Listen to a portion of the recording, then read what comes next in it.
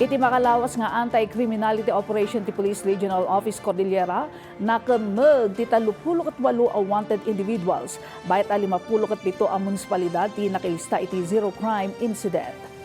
Nakemmeg ti 22 a wanted nga individual iti nasangkat a linawas a manhunt operation ti Police Regional Office Cordillera.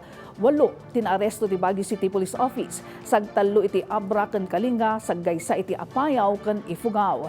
Karagiti nakemmeg 3 nga individual ti nabigbig ang most wanted persons, maysa tinilista iti regional level ken 2 iti municipal level.